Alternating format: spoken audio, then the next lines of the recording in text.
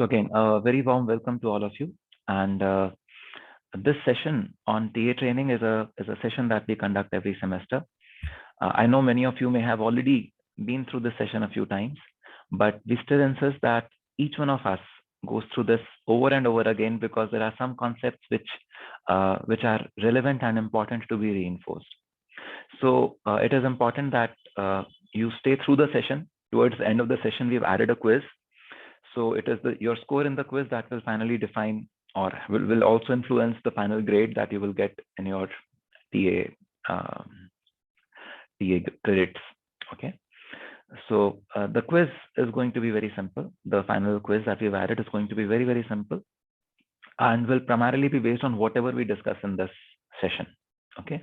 But yes, the link will be shared only at the end of the session. So it's important and it's dependent on whatever discussion we do. So the quiz questions will actually dynamically change as we do this session. So it's important that you stay through the session and participate actively. I would encourage you to ask questions, share your experiences also, and we will want it to be an enriching session for each one of us. Okay. So with that, let me start with the slides a bit.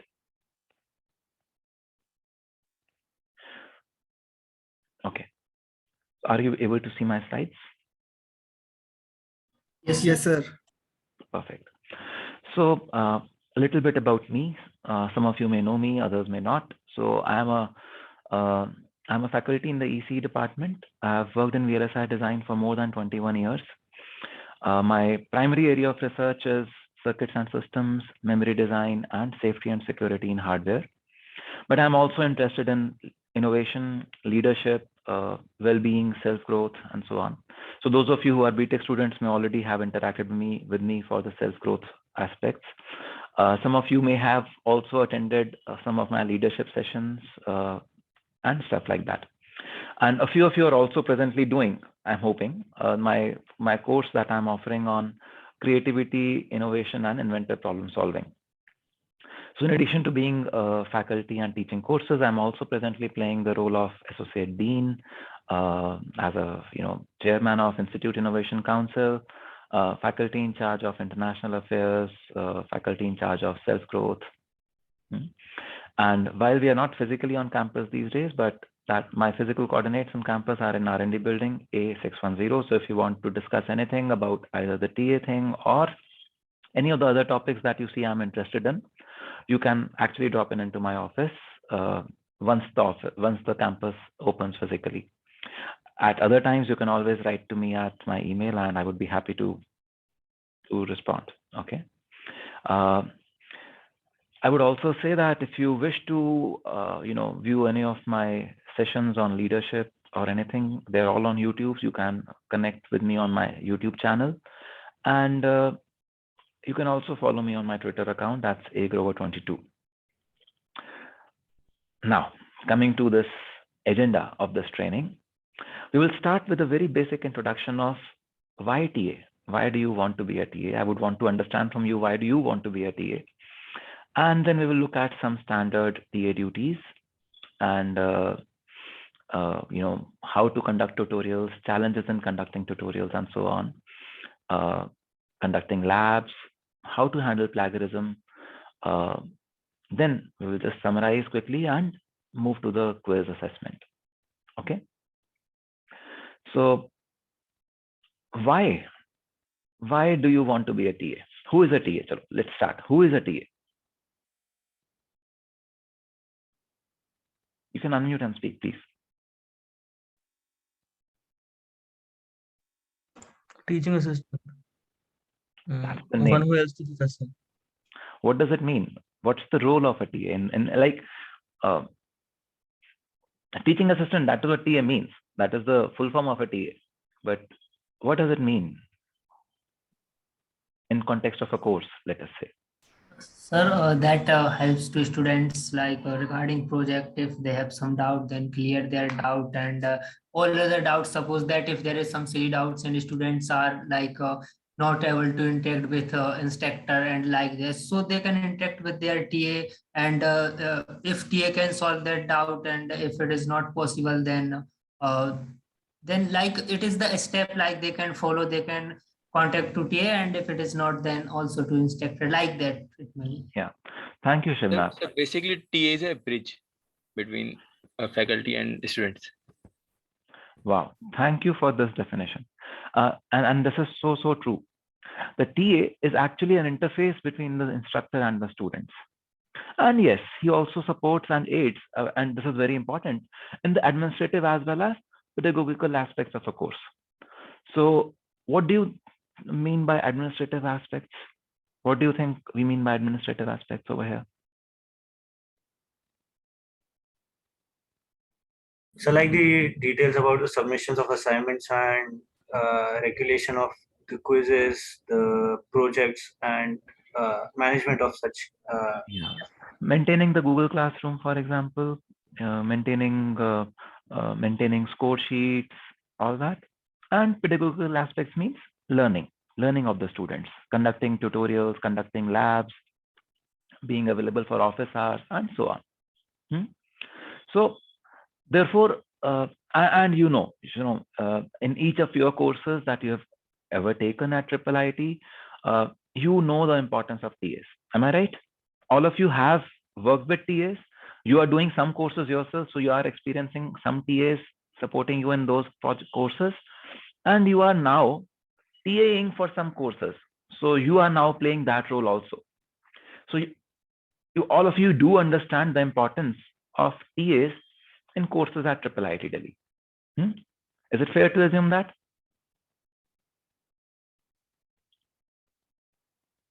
Can I fairly assume that all of you understand the importance of a TA?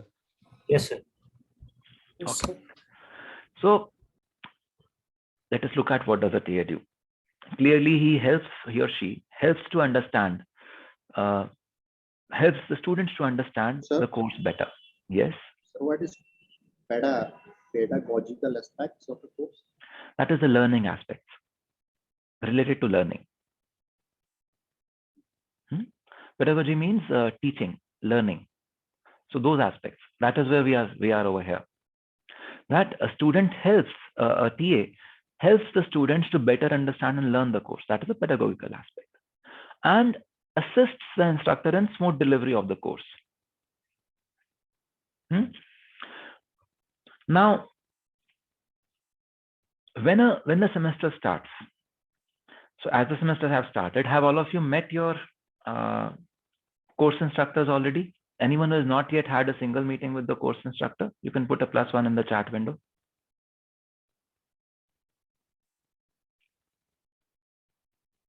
Oh, I see quite a few students who have not yet had a single meeting with your course instructor. Please write to them. You ideally before the semester starts, you should have at least one meeting with the course instructor to understand what is expected. Now, I know a lot of TA assignments happened just this last Friday.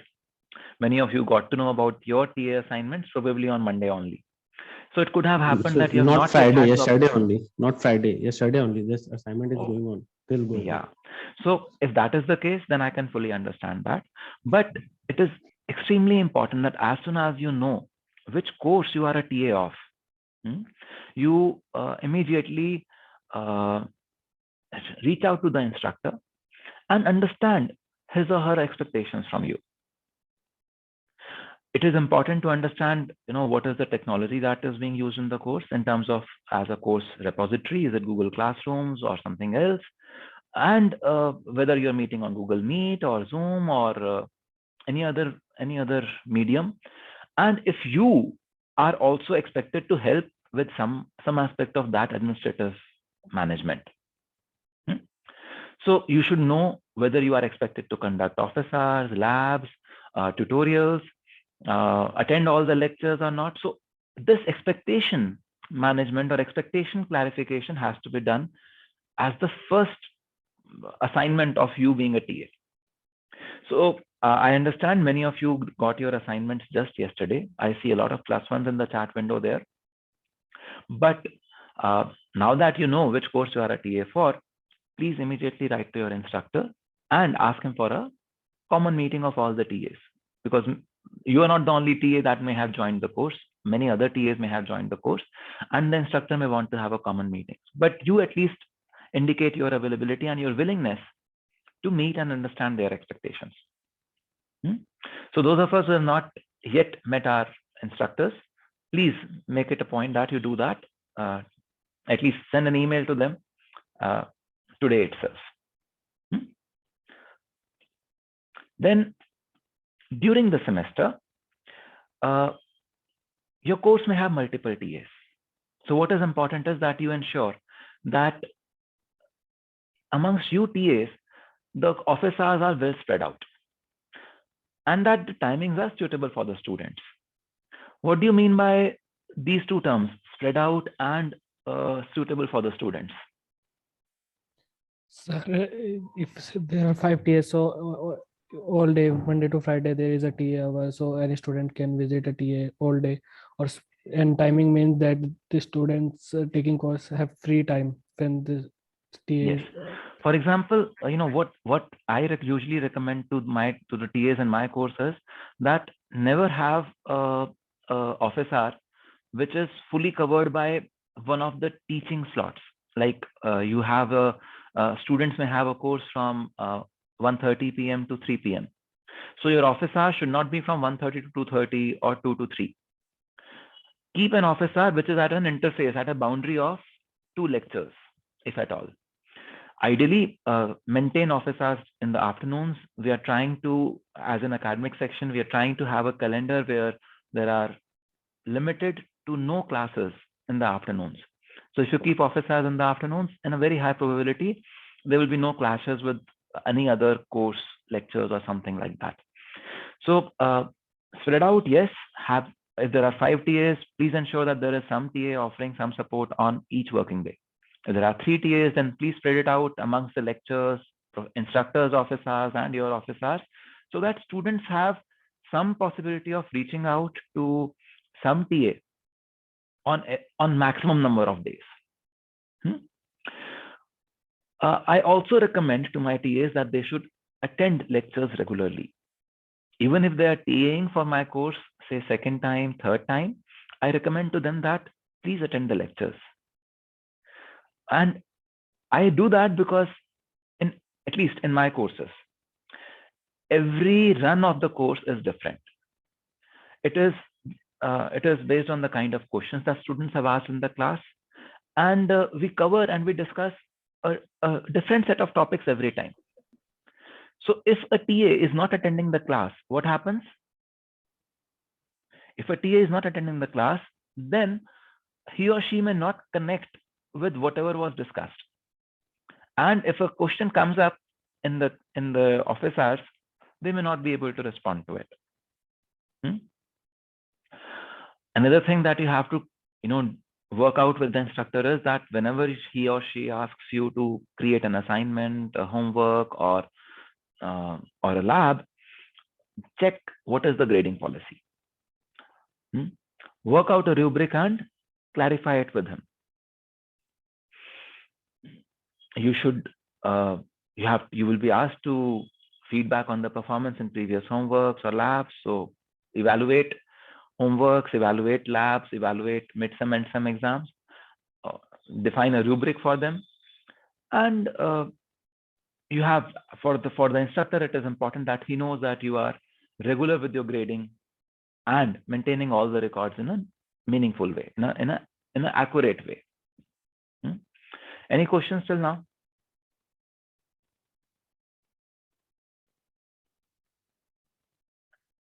Okay. Now, looking at what are the responsibilities towards the students. So towards the students, there are some standard TA duties. You are expected to grade their homeworks, maintain office hours, and maintain the records. Before the final exam, you're also expected to share the pre and sem total marks and the breakup with all the students, so that if they see a mismatch, they can reach out to you and get it corrected. If you're conducting tutorials, then you have to obviously prepare the material for the tutorial and solve any doubts that they have from the lectures. If you're conducting labs, creating the lab exercises, evaluating those labs and grading them. And when you are conducting the labs, if there is a specific lab which has lab equipment in it, for example, if it's a lab in the EC department where you would typically have oscilloscopes or breadboards and material, then you also have a responsibility towards the lab assistant and the lab infrastructure. So I'm not specifically talking about lab infrastructure and responsibilities towards that, but you have a responsibility to ensure that when the lab is conducted, the material is well handled in a appropriate manner and is maintained safely. So any questions about responsibilities towards the students? Anything else that you would want to add, which I might have missed over here?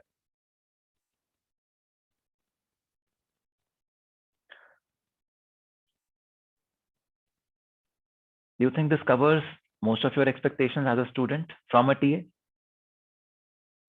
Sir, what about conflict resolution when it comes to like Google Classroom questions or something, like if they have a sudden doubt or group breakup or things like Yes, so that I would say is a part of conducting those assignments or conducting those tutorials. When I say that, help the students form project teams, then it is expected that the TA would have to also resolve any conflicts that are coming because of team formation. Does that help you, Sashta? Yeah, all right. Thank you, sir. Yeah. Yes, sir. Yes. Sir, in this, we have, suppose we have to conduct tutorials and solving doubts from the lectures. Like in this COVID time, we are using the laptop. We don't have any notepad to write, just like the teachers do in the online classes. So what do we do in this case? Like on the laptop, we can't write, and it can't be displayed on the screen. We can just talk. Yeah. So there is a possibility you can talk to your instructors, and if you do need that kind of a support, then you can actually get writing tablets from your instructors, or the academic section can actually provide you, if that is a requirement of your course that you have to write on a whiteboard or something like that, they can provide you with writing tablets which you can connect to the USB port of your laptop, and you will be able to share that screen with the students. So it is almost like writing on a pen, writing with a pen. Okay, that kind of support is available. You can request your instructor to approve that for you if that is needed. Shubham, you have your question? Yeah. Consider we are a TA, but we are also the students. So consider a scenario, assuming like we have a deadline today, and we have to work on that. But again, at the same time, we are having the TA responsibility, and some students are reaching out to us on the email also, and they're expecting help from us. So what should we be doing in this scenario? Like, so, very, very good question, Shubham, because this is a very real setting, and this happens. Has it happened with many of you? That you have your assignments, you have your coursework due, and there is a student, a set of students asking help. Has it happened? yes, sir. Naturally, must have happened with all of us, because we are students, we are taking courses ourselves, and there are students who we are TAing for. So what do you do? What do you do? Then we look at what should be done. What do you do as of now? Like we try to help them, or maybe if a friend or someone is available, we can guide them to means we can ask them their help also, like other TAs if they are available. Yeah. So see, one thing that we just now talked about was that keep your office hours spread out. So if you have kept your office hours spread out amongst the TAs, then they know that every day there is some 1 or 2 TAs who are responsible for conducting those office hours. They will most probably reach out to the TAs in those office hours only. Now, suppose if they email you after the office hours because there is a project that they are working on and they are facing some problem there, and you also have your project submission due, let us say, then what would you do? One thing that you could do is, as rightly said, you can check if there is some other TA who can support, someone else who doesn't have a deadline due today. If that is not the case, then you can actually set aside, you can write to them and understand from them how urgent it is for them. You would usually know if the course that you are TAing for, that project assignment is also due today, then you understand this is urgent for them also. And then it may be appropriate to set aside just a short meeting, 5 minutes, 10 minutes, understand and resolve the query quickly. If that doesn't work, then ask them that, okay, I have tried to help, I have another assignment due myself, and I would request that you reach out to another TA. I usually also ask students to use the Google Classroom board for asking doubts if a TA has not responded to an email.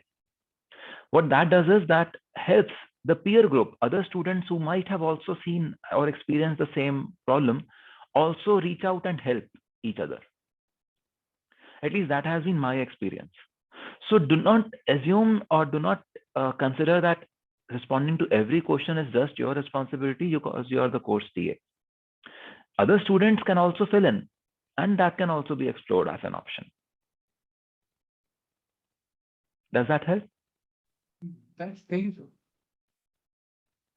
Okay. So why would you, all of you have taken this TA responsibility. I want to understand, why have you taken this responsibility for yourself? What are the reasons?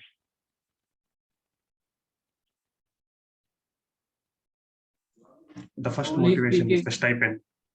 The Truly stipend, speaking, okay. we don't have any other option. No, if there we is are no admitted reason, as sir. gate. This is a fourth. I'm sorry. There are so many of you speaking together. So I heard that, I heard one thing, that there's a stipend that you get. Another set of students said that you have no option. You have to do a TA duty, but you have to do a TA duty only because you're getting some stipend or fellowship. Am I right? No, I think if we are the gate students admitted through gate, I think that then it's by default we have to do that. Because you get the fellowship from AICT. Am I right? Yeah. If you would not take that fellowship, you will not be expected, or you will not be demanded to do a TA duty. Do you know that? You can give up Something that like that. fellowship, you can pay the full fee, and you can do it. You can avoid the TA duty. Do you know this? If we stop taking the stipend, we will be relieved from the TA duty. Is there If any you- mandate or is there any regulation in IIIT like that? So if you say that you do not want the stipend, even though you are a GATE fellow, you will not ask for the stipend from AICTE, then the institute can actually relieve you from TA duty. Is there a norm or is there a possibility like that? I'm just asking because we are not aware of it. You can explore this, yes. Okay. Usually, just to add- usually most of the students don't want to do it like that. Ranjit? Yes, sir. Just to add to this as well, apart from we have a choice to just drop out at TA duty, and also there is a clause which says we will be deprived of our internship opportunities. Yeah, So that may happen. So there would be most of them. consequences. I'm not saying Yes. there are no consequences of not doing a TA. So there are consequences. Yes, sir. But there is a possibility. Gagandeep? Sir, I wanted to say that in the beginning, sir, it was, although it was a compulsion for a GATE student, I mean, for me, it was a compulsion. But with the courses, more courses that I did, so one of the courses was such that I had done that in my BTech, but it was a BTech course, but I was able to learn the complete course while doing that, the computer organization. And I have heard that that course is also very useful when you come to the placement part. So that way, I think that many a times TA-ship helps in learning as well. I mean, some TA-ships I also have taken voluntarily so that I can learn more about the project, because you cannot work on all the projects in your studentship. You can work on it when you are a TA, but not in your studentship. Yes. Thank you for sharing, Agandi. And in fact, that is how I myself always looked at TA duty when I was a TA. So for me, being a TA was a learning experience, not just in terms of learning that course, but also learning how to manage a class, how to do clear communication with a set of say 150 students, how to write a clear email. Because you write one thing and there are 10 questions that come out of that email. It means that you are not clear enough. So you learn how to write or communicate in a better manner. So for me, it was always a very good learning and a growing experience when I myself did my TA duties when I was either in my PhD or during my master's program. I see two hands are up. Neeraj, you have a question? You want to add something? No, sir. Actually, I want to add to just Gagan's point. Like, sir, in my opinion, like teaching is the best way to learn. Like, like I am currently as a TA in a undergrad course, and that course is a basically core course of my department. So when I take tutorials, students ask me doubts. Like sometimes, like I am very confident in that course, but sometimes even I have to think like what to reply on that doubt. Some doubts. Then like Yes. I get to know, I research more, and then I find out that the same doubts can be asked to me in an interview and something. So it's like continuous way of learning. Yes. Thank you for adding, Neeraj. And this is so true. In fact, in one of the leadership workshops that I conduct, the default is that you are required to go and teach those concepts to someone close to you, someone in your family, someone in your someone of your friends or something like that. Because when you teach someone, the concepts get embedded much more deeply within you.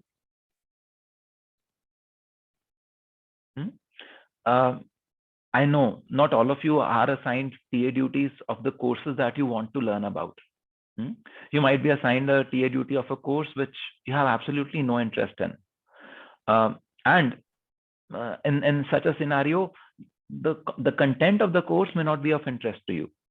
But even in those times, you can learn, how to handle people, how to handle multitude of activities, how to administer any course properly, and so on.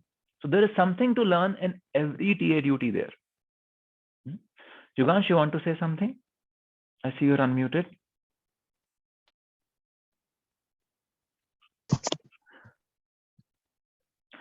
So for me, being a TA and helping other students has always been a very satisfying experience. Monetary advantage, you already mentioned, and then it looks great on the CV. If you say that you have done, you have actually been a TA in these 2 or 3 courses, anyone who reads the resume says that, okay, TA duties are not given to people who are not usually good at studies themselves. So it means at least you know these concepts well. So it also looks great on the CV. And those of you who are not able to see these benefits yet, I would say if you are doing the TA duty, you're anyway doing the duty now. You know that you've been awarded a TA duty and you've been assigned a course. That is already the case now. So why not make best use of it? It said, now if life throws lemons at you, either you can just hide from the lemons and keep yourself in a shell, or you can make lemonade and drink lemonade. So why not just drink lemonade? Enjoy what you have.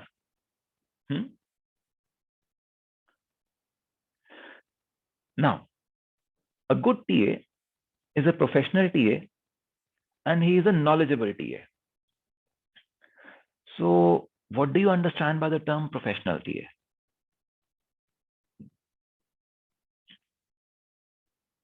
The conduct of the TA, like punctuality and attending the lectures regularly, being available during the TA hours. Good. And she should be unbiased to students. Like he or she should treat all the students equally. Very nice. Not be very informal with the students. Sorry, Rishabh, repeat karo. Not be very informal with the students. Not be very informal with the students. Why do you say so?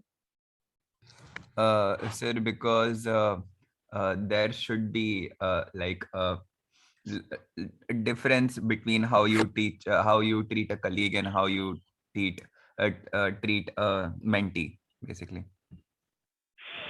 So there should be mean, basically a distance between the person you are teaching to and the person who is learning.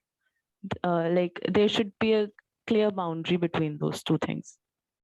sense of respect. There, it may increase the misconducts in the classes. That's, I think, that's the essence So of I it. have a different opinion regarding this. We generally, when we study, we understand the best from our friends sometimes, some concepts. So I think TA should be friendly. This is what I feel. No, I think you have just misunderstood what they were both were trying to say. They were trying to say like one thing is we are interacting through mail to students, and now students ask your WhatsApp number to you. That can you please share your WhatsApp number? So that's the kind of informal thing they are saying, that we should not get that much informal with the students among in TA-ship. I think what they meant. Well, sir, first we will observe the space. Means uh, how are the students in the class? Like it will then it will be dependent. Then how informal can we be to them? How have you liked your TAs? Have you liked very formal TAs or have you liked the informal TAs also? Sir, I want to say something, sir. Yes, Ashish. Sir, I want to say that there should be a balance between a tiership, like someone is saying, no, we have to clear a boundary, we have to be formal, we have to be formal. What I feel that we should be a balancing nature, not be so formal, not be so informal. If a students need really support, we can give him our number. If he doesn't need our support, we don't have to give the number. That is what I think, sir. Thank you for sharing, Ashish. So like I here we also agree can with. so here we I can also match agree the with Ashish, leadership like with the especially. leader. Yeah, Sorry, go yeah, ahead. continue. No, please go ahead. So I was saying like here we can match the TSC with the leadership. Like as we know as a team leader, like always we say that the team leader or the captain of a team, we can say will always be very friendly with the other team members. But as a, like I think that there must be at least some gap like between a leader and like similarly in a teaching assistant and students. Like the very friendly will be I think will be leads to some kind of unprofessionalism. Like So in my my question opinion. was, Neeraj, which kind of TAs have you liked, the friendly ones or the distant ones? Yes, sir. As a student, we like the friendly one TAs, but it's not kind of good practice as a TI. Sir, I Okay. think there's a difference between being friendly and being very informal, because sometimes being very informal might come across as improper in the setting that we are. So I think friendly is all right, but too informal is not. That is my opinion. Yeah. So Hello, sir, can I say something? yes, please. Yeah, sir, it's Alok here, and I'm a PhD scholar here. Okay, so sir, when I was a student, not the TA here in the first semester, like I suffered a lot of things. Okay, so what I think is that the first of all, the thing that the TA should manage and balance is that there should be 100% transparency in everything. Like students should know each and everything about the rubrics. Like if students are being assigned assignment, then there should be after a week or 2 weeks, there should be given the answer of each and every question, and there should be proper marking like it for this step you had been given this much marks and all. First of all, this thing like transparency should be there. Second thing, the student and the TS, there should be a very good friendly behavior and interaction, so that a student, like suppose that he stuck at a particular problem, he can approach to you without any if and buts and hesitation. So that like the TA should also feel, and it is up to the TA that how do you want to like attend the question, entertain the student. So it is up to the TA, but there should be definitely a very friendly, not a much formal, because formalism is to be maintained by the instructor, not the TA. This is what I think, sir. Sashta, you wanted to add something? Yeah, so I was agreeing with Ashish there in the aspect that everything needs balance. We have to make sure that the students are comfortable enough to ask some kind of questions or doubts if they have to be. They should have the confidence that the TA will be able to answer and clear their doubts. At the same time, we should have boundaries in such a way that they can't be calling you to ask for parties or hey, I have something. I'm going to visit someone, so can I get an extension? That kind of a relationship should not be maintained. Yeah, That's what I even was if trying they to say. want an extension, as a TA, you may not give an extension. That is the Yeah, principle of but fairness. they shouldn't feel so personal enough that they will think that I would be able to offer that to them. Sashta, even if they are not personal enough, they can still come up to you and seek an extension. नहीं? In an office hours, regular office hours, they may say, "Oh, मेरा पेट में दर्द हो रहा है. Can we extend?" है ना? So it has nothing to do with whether you are informal with them or not. It is all about, so what is important is that what is your response to it? Are you able to see this? Yes, sir. See, I would say, Sir, yes. so I had a doubt. So firstly, I'm an undergrad student, TA, and so a while ago you were saying that it is compulsory. Somebody pointed out that it is compulsory for MTech GATE students to take up TA-ship, and then one of them said that they have been assigned a subject which they don't like or something like that. So I think it should not be made compulsory, right? Because a person may not like a subject because they are not very confident in that subject. So how are they supposed to basically take the course well when they are not confident in that subject and when they don't like the subject? So so anybody has an option to do work half-heartedly, right? So if I ask some question to some TA, then I have personally experienced it that many MTech TAs do like this, that they could give a half-hearted answer or something that is just a bit out of the basically it is not what I asked or something like that. So how can I expect them to basically do a good job when it is not something that they wanted? Yeah. So, Janvi, tell me one thing. In life, do you always get what you want? No, but Then, if you do not always get what you want, should you not? Should you ignore things that you don't like? Not do those things at all? no, but I would want to be fully invested in that, right? So, can you decide to invest yourself fully whether you like an item or not, like something or not? It is your choice, na, Janvi. Yeah. So it is Yeah, a it is choice my that choice. we as TAs have to make. That is what a professional TA is. Is it not? Yes, right. In the chat window, Akshat says that the TA should put emotions aside. So this is also what it means. That you have to put aside your likes and dislikes. You have to put aside your biases. Oh, the student, this is a very good student. You know, he has always been supportive in my tutorials. He always answers questions. He always responds. He always supports me. When there is a challenge that has been posed to me, the student still reaches out and tries to help me answer the question from another student. So this is a good student. Let me give him one extra mark because I'm feeling good about him. Or when this particular student asks for an extension, I can give it the extension. So it is not just that part of emotions that have to be kept aside. It is also this part of the emotion that, oh, I did not really like this course. Probably at times you may not even like the instructor. ऐसा भी हो सकता है ना? But you have to keep your emotions aside. That is what being a professional means. In just 1 or 2 years frame of time, you will be joining a job. Do you think you will get everything that you want? That will not happen. That will not happen in an industry job, and take it from me in written, that will also not happen in an academic job. You will have to do all kinds of works. And being professional means that you handle everything that you do to the best of your capability. And it is always a choice. If someone is not doing it, it is his or her choice. Don't pity them. It is a shame on them. Are you able to see this? Yeah. Okay. Thank you, sir. That was a good answer. Thanks. Yeah. Dipankar? Hello, sir. Good evening. So, first of all, I would like to add something to Rishabh Sinha, who just said something that there is a difference between being informal and being friendly. I also believe the same that if someone is informal while given a duty, and as per IIIT Delhi is concerned, TAs hold a lot of responsibility when it comes to a particular student's grades, learning, knowledge, everything. Even the faculties are, but they are also equally responsible.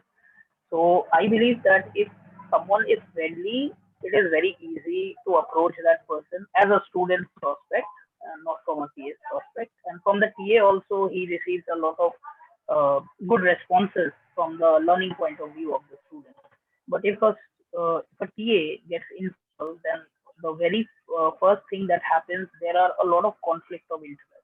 Okay, someone like no one spoke about this in the session, and as a TA, I also have a question to you. I am currently in my third semester. I'm going to get over with my MTech after this, or maybe another semester, depending on the credit. So what I have observed is that in certain cases, like we have a very flexible curriculum in triple IT, especially when it comes to choosing the subject. So let's say I'm giving you an example. I can choose a subject now, or I can leave that and choose a subject after a year, right? When the monsoon or something. Now, like what I fail to understand sometimes is that if we have TAs from the same batch, like today we are studying with them, next day they are becoming our TA. So don't you feel that in such cases there can be a lot of conflict of interest, and if such cases occurs as conflict of interest, what should be the first that we as students should be taking in that case? Yeah. So you tell me, Dipankar, what should you do? Ideally, sir, it feels bad because at the same time, the person who is having a conflict of interest with you is also your batchmate. So you generally don't want to go into a lot of debate and asking the teacher to take an action or something. But at the same time, it becomes a problem because now you are a student and that TA holds a lot of power when it comes to your grade. So what should you do? Ideally, sir, I should go and complain, but that will take away one of the things, right? Either my relationship with my batchmate or my marks. So either of them, if I don't want to lose. So for me, I think that kind of a scenario should not occur. So tell me one thing: if any student does something that is not appropriate, would you anyway report him or her? In terms of TA-ship, you are saying? Yeah. If you are a TA of a class and you notice that a student has not done something correctly, done something in the appropriate manner, would you report that person? Ideally, I should, yes. Ideally, I shouldn't. I'm asking you, would you? Yes. Then you should report the student also, because for you as a TA, what does this look at the second bullet? Treat all students fairly. Just because that person is your batchmate doesn't mean that he or she can be treated differently, and that you can make clear in the beginning of the course itself. यार हम दोस्त तो हैं, we are friends, and that is one place. But in that course, I am a TA, so I will treat all the students fairly. As a TA, I have to be a professional TA. That is what being professional means. See, अभी आप बहुत छोटी चीज देख रहे हो Dipankar. When you will join jobs, tell me one thing: do you want to grow faster than your peers? Do you want to grow faster than your colleagues in your jobs? Definitely, sir. I have been in the industry for 4 years. Yeah. So when you grow faster than your peers, faster than your colleagues, there will be a point of time where they will be reporting to you. They were friends of yours just 2 days back, but now you got promoted and now they are reporting to you. And it happened. Definitely. You are aspiring for that actually. Yes, sir. And this is a playing ground. यहाँ पे तो आप उसको सीख सकते हो ना, how to handle this. Instead of running away from such a situation, learn how to handle the situation so that when such a situation arises in your job, you're able to handle it gracefully. Yes, sir. So what you are saying, as a TA, this work can be handled, but as a student, if I think this will be becoming a little bit difficult. So it can happen with you also as a student. Yes, sir. Some of your colleagues may get promoted and you are now to report to them. Right, sir. Get that maturity. Your batchmate should also get that maturity. Do you see how beautiful an experience this is? And some of us simply related it as, oh, this is just money. No, money is a very small part of it actually. The experience of handling these conflict situations, these challenges, that is immense. That is preparing you as a leader in the future. Are you able to see this? Yes, sir. Bharat?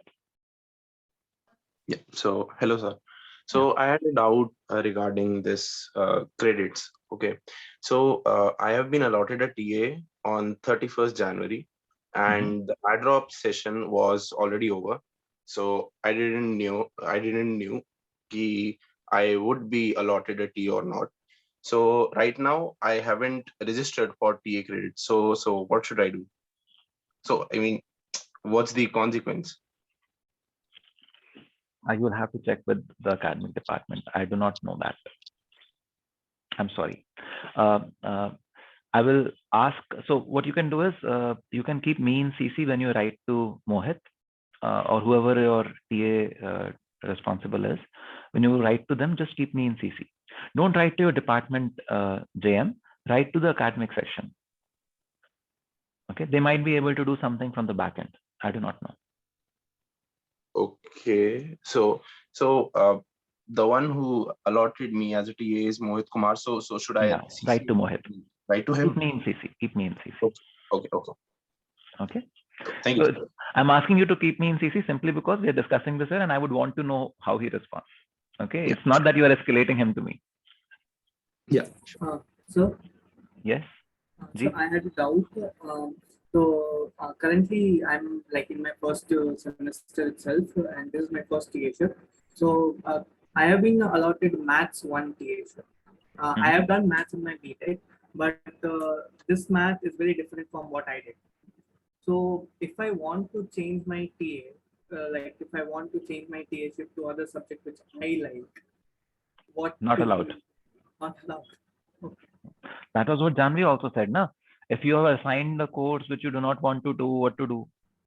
I said, there will be many times where you will have to stretch yourself in life also, because you are doing something which you do not really like, which you're not really comfortable doing. But you have to do. This is an experience of life that we are giving you. Sir, but is this not harmful to the students if the TA does not know the course itself? So let's just come to that part also. So the professional TA, I believe this slide has been on for quite some time and that you have already read it. So let us just look at other aspects of professional conduct, and then we will come to the knowledge aspects. Thank you, Samay, for bringing this up. So other aspects of being professional is that you have to be punctual in your labs and tutorials. You have to, as we already discussed, spread out the TA hours and everything. Be there to help the students, but do not give away solutions without letting them try. Now, while we were talking about informal and friendly, it is very important that you do not answer student queries without setting professional meeting time. And you should not take queries on lunch. So even if you have a friend who asks you something, "Arey yaar, kya abhi tum, छोड़ना TA वाली बात, we will do it in office hours. अभी तो हम दोस्त हैं. Let's have lunch. Let's have dinner." So do not let anyone take unfair advantage of you. No student should have an unfair advantage of you. Then, when it comes to the knowledgeable aspect, so I think we've discussed many case studies. So this is some case study that we've already taken care of. Let's spend 1 minute also on professional conduct towards the instructor. See, as an instructor, I always expect you to maintain complete confidentiality of question papers and related material. In my courses, it is mostly my TAs who set the question papers. And never has it ever happened that any question, anything was revealed to anyone. In fact, it so happened once that we had set the question paper on one particular day. The next day, there was an office hour of a TA. And somehow, some student asked exactly that question. Now, my TA was completely perplexed. What to do? What would you have done? Inform the instructor and change the question. Okay. So, Can I acted in answer? such a way that he might not know that this question will appear in the exam, or it won't give a hint to him. and at the same time we can check with the instructor or any other TA that whether most students have discussed the same question with them or not. So I think this is just pure coincidence. So we should just simply get it out of the student. Yeah. So in fact, the TA actually very responsibly simply answered the question the way he would have answered anyways. And then he let me know कि sir आज किसी ने मेरे से office hours में ये सवाल पूछ लिया. And we let the question still be there because it was purely a coincidence. But I would say an instructor may want to change the question also. That's his or her discretion. But for me, I was very comfortable. Okay, किसी ने तुक्के से पूछ लिया यार, it's okay. My TA has not given anything out. I know this. In fact, my TA is reporting to me कि sir ये question आ गया, किसी ने पूछ लिया है उसमें, and that's fine. There are so many other things which we had already discussed in the lecture, and we were asking verbatim in the question paper.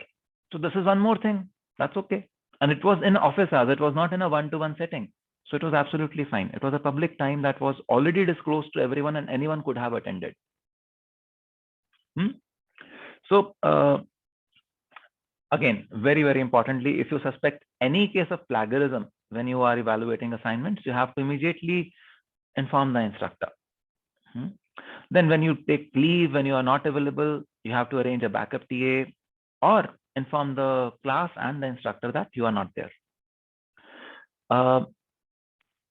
Be aware that as a TA, your expected workload is about 10 hours per week, just like any other course. So if it somehow happens that you notice that you're spending more than 10 hours per week on your course, on the TA assignment, you can reach out to your instructor and talk to him or her. They may be able to guide you with very simple tips on how to manage your time better. And they may be able to point you, oh, you are managing this aspect incorrectly. If you simply do it like this, the overall time that you're committing would reduce. And see, instructors have much longer teaching experience than you. So there is a very high probability that such a thing would come. Now, it may also happen that you are all doing everything reasonably efficiently, but the work that has been assigned to you is actually a lot. In that case, the instructor may actually just optimize the workload between the TAs or remove some of your responsibilities and take them up himself or herself. So, but if you are feeling that you are overwhelmed by the TA work, I would strongly recommend that you reach out to your instructor and ask them about it. Okay. Now, this is about the question where Samik was saying that, what if I'm not an expert in I do not have the domain knowledge of the subject? So as a TA, it is your responsibility to strengthen your knowledge so that you can help the students. The best way is to attend all the lectures and to meet the instructor regularly. So for example, this semester I'm taking a course on creativity, innovation, and inventive problem solving, and we have, at least initially, we had some TAs who did not take the course when it was offered last year. So they were themselves getting introduced to the course. So we would meet before we would meet on the weekend or before the topic was to be introduced in the class, and we would, I would explain the topic to them, at least what they are expected to do to them. So you can actually ask the instructor to have such sessions with you, or the instructor may actually tell you. For example, now I also tell my TAs who have not done my course, oh, पिछले साल की recording है, just go on YouTube and watch the recordings. In that case, you may not attend the lectures. You've already seen the recordings and you can conduct the office hours. You are well prepared.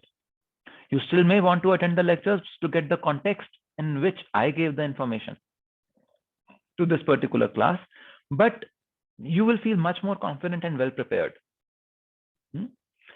Now, if your schedule does not permit that you attend the lectures or do all that, then try changing your schedule. Or, get the lecture material from the instructor and study. Utilize or use this as a learning opportunity. For example, there's this Math 1 course that has been assigned to you. if it's Math 1 course, do you realize it's pretty basic? It's fundamentals, basics of mathematics. You may not have done that in your BTech, or you may have done it differently in your BTech curriculum. But learning this course will only help you. Do you see that?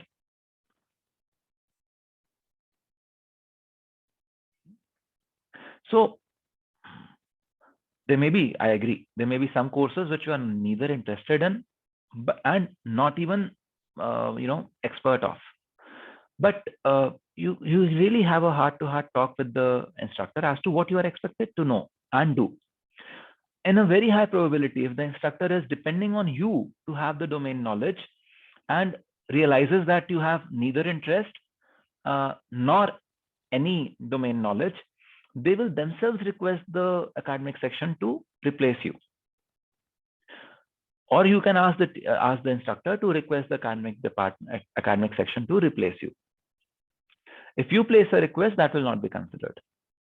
As of now, since the third list of TA is also out, I don't think any further requests to that effect can be considered. But from the next semester on, if it so happens that you are assigned a course, talk to the instructor and ask him to request a replacement. Is that okay? But I would strongly recommend that, in fact, utilize it as an opportunity to learn something new, to increase your ken of knowledge and become more knowledgeable. Okay? Any questions?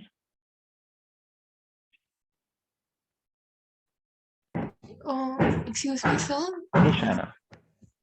Like some of the BTech TAs also have been assigned randomly for the subjects they haven't done. So can we TA for that course and the next year be a student in the same course?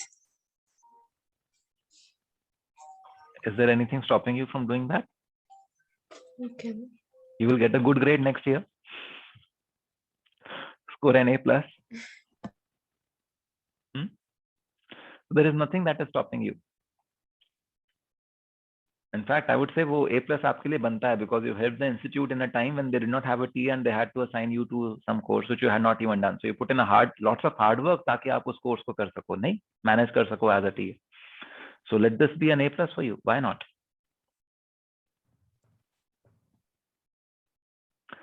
Okay. Sir, I have a doubt. Yes, Dhananjay. Yes, sir. Yes, sir. Sir, I've already noted a TA-ship in one of my core courses, and in the third round of TA allotment, sir, I have been noted a TA-ship for another course. So, and in the previous course, I'm already assigned as a TA. I have taken one lab also. So, sir, what should I do, sir? You are now with the new course, Dhananjay. So what has happened is after the shopping period, so you know the first week is the shopping period.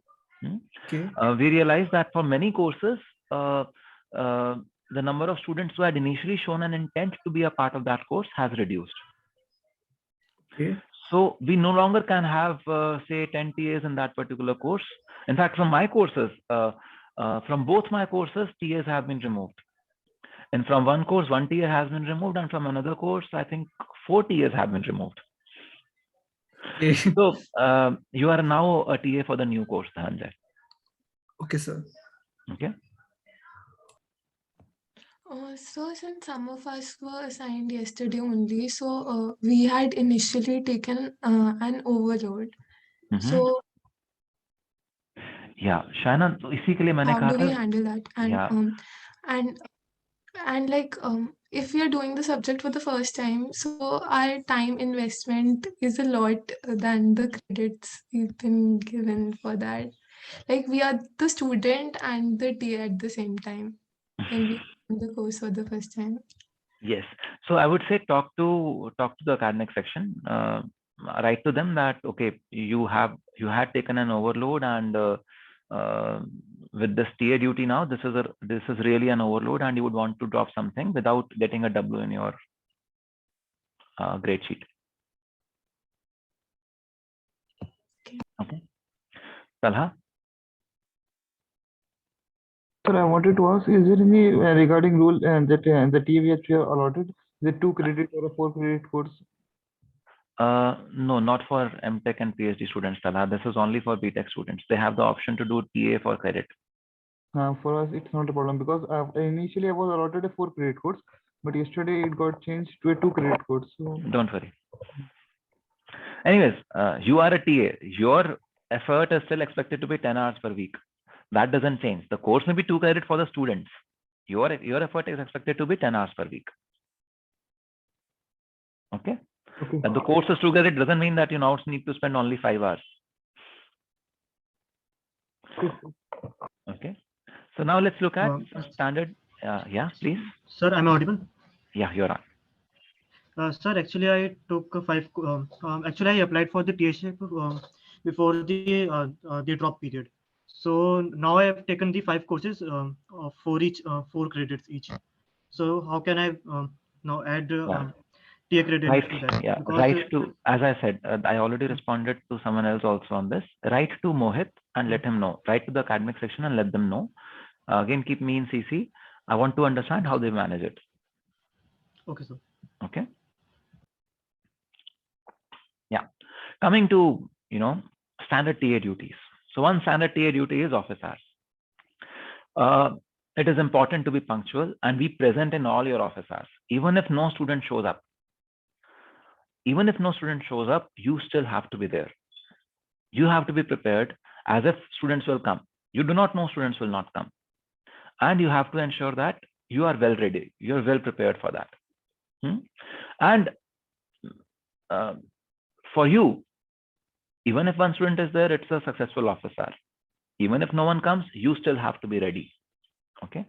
Now let us look at this example. A TA has her office hours on Tuesdays, 3 to 4, during which most of the students of the course have another lecture, which only gets over at 4. A student meets the TA at 4:05 and the TA is just about to leave. So the TA says, oh, you should have come on time, मेरा तो office hours खत्म हो गया. तो अब क्या करेंगे? What does the TA do wrong? So you can read this out for yourself. What does the TA do wrong and what would you have done in this situation?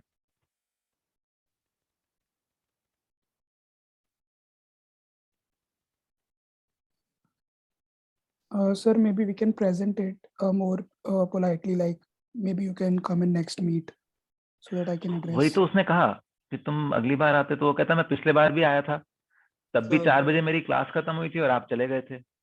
Sir, maybe for that time we can see if we have some time, then we can answer his query, or we can tell him a slot for that particular moment that okay, come to me after an hour.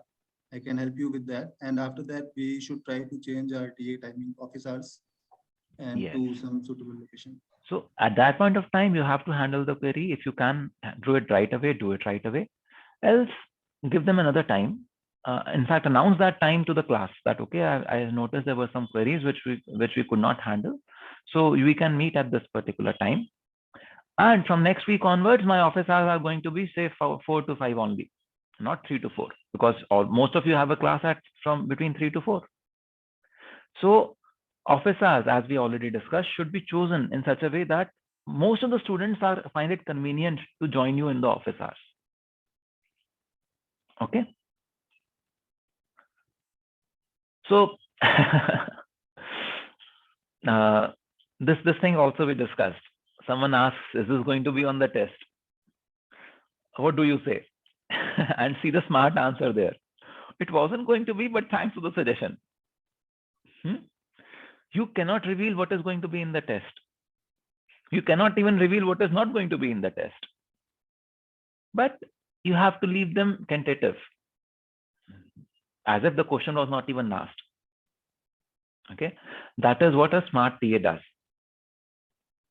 Never reveal questions. Never reveal what is expected in the test. Always announce meeting times on email or wherever you are, but to the entire class. Do not set up small short meetings for just one person or 2 persons or just one project group. It gives them an unfair advantage. Okay, always announce office hours. Oh, I see lots of you have been approaching me for project related queries.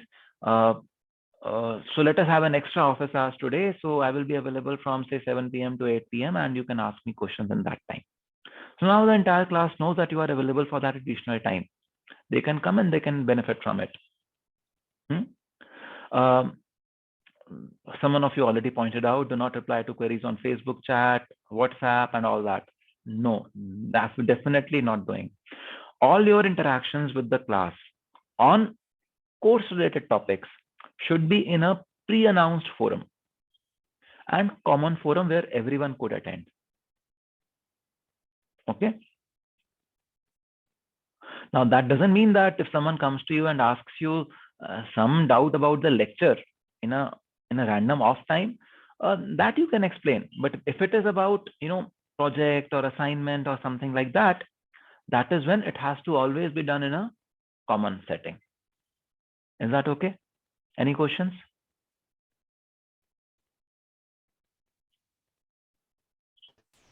Sir, right now the things are online, so we like being TAs, we make announcements on Google Classroom. So Yeah. going forward in the subsequent semesters as well, like we are expected to announce there, right? Yes. That platform will keep on existing, right? Yeah, we've been using Google Classroom for many years.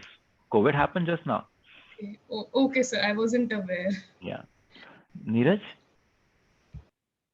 Sir, actually, like some students continuously ask out in emails, like they have some questions from the classroom or some practice problems they are doing. So they send it out in email. So is it fair to, like some, let's say 5 or 10 students have some doubts, like their list of 10 students. Is it fair to give separate 30 minutes meeting to those 10 students who have doubts for their doubts, like they are not related to any test or other things, they are just their practice doubts. Yeah, simply announce an office hour in the Google Classroom, na, Neeraj? Kya bura hai? There might be sir. 2 others who did not send you an email, so they will lose out then. Yeah, yes, sir. Hai na? So I would strongly dissuade you from responding to each email separately. Call for a short meeting and get it done. But announce it on Google Classroom. I see many of you have written to me regarding a few doubts on the lectures. We can have a short office hours to discuss this. Thus? Okay. Okay, sir. Okay. Then grading and rubrics. Whenever you decide, write a question paper, make a question paper or anything of that sort, you also should make a rubric. But keep it simple. Keep it simple. Do not go into 7.575 and 7.25 and all that. Keep it as simple as possible and get the rubric reviewed with your instructor. Okay. If you keep it simple, it will only make your life easier when you do the final, consolidation of marks and everything. So, but to keep the rubric simple, you have to give a very detailed rubric. But putting that effort actually pays off. In my experience, if you give a detailed rubric to the quizzes, to the mid-sem, end-sem exams, or whatever evaluations you are doing, if you give a detailed rubric to that, it settles a lot of doubts and lots of questions that students would come up with. In fact, what could happen is that students may come to you and cite that, oh, usko to yahan pe marks mile, mere ko to yahan nahi mile. They can't do that now because the rubric is so clear. Have a very clear and fair grading policy. Let the rubric be available to everyone. And, at least before the end sem, you have to tell everyone their marks. I usually recommend my TAs to also release the marks before the midsem if there have been any evaluations. Before the midsem, I usually ask my TAs to also release the marks before the midsem. Okay. As I said, you have to be. It is best to give a very detailed rubric. It makes the checking much easier. Things are much consistent. Okay, and very importantly, almost as soon as you kind of have the marks ready and given the marks, you also put them in the records there. Otherwise, if you pile it up, it becomes difficult. Before the midsem, you just one night you are spending. आपको अपने courses के लिए भी पढ़ना है, and over here you are just entering grades into the Google Classroom or an Excel file which you can share with the class then. So it's best to do the grading right away. Okay, entering those things right away. we already discussed this, that however, whichever way you grade any question for any person should not be dependent on how you relate with that person. Oh, this is a very good student. He always asks and supports me in the TA hours, in the office hours. Let me give him one extra mark. He deserves a grace mark there. That cannot happen.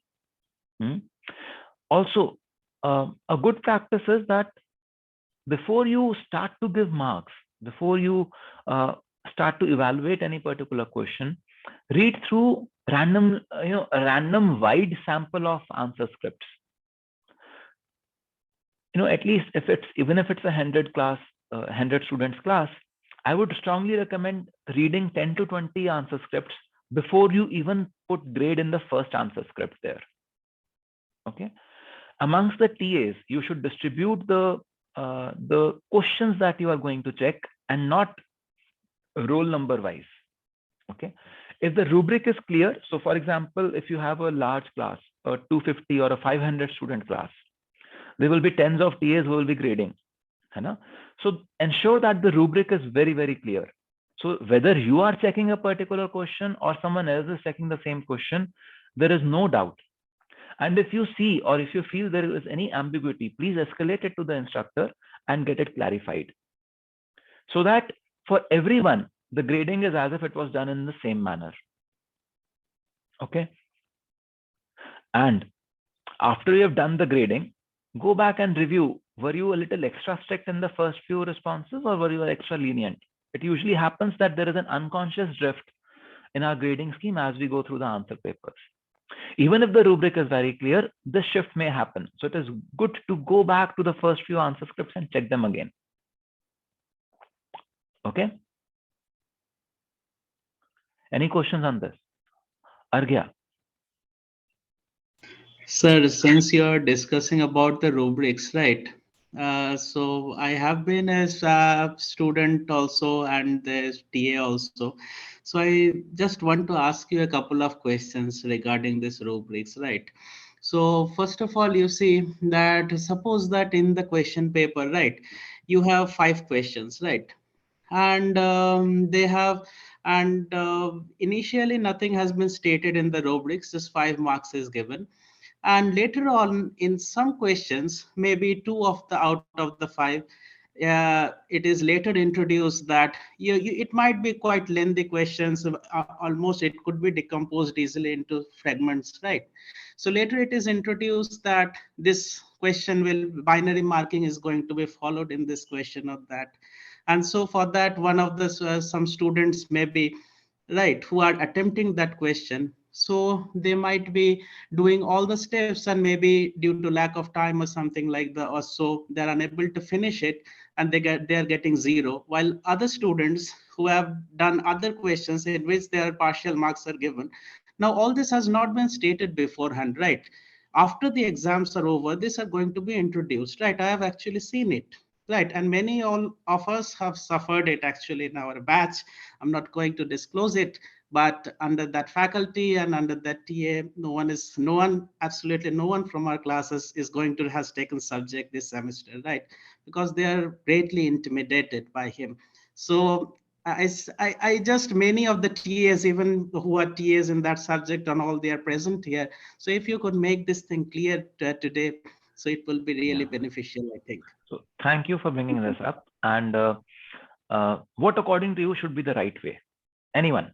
What according to you should be the right way to handle the rubric? When should the rubric be defined? Sir, it's better if we define it along with breaking the questions. At that point, we can also change the question if we feel like that the things are not fine with the question. Yes. So you should insist that the rubric be defined before the conduct of the exam.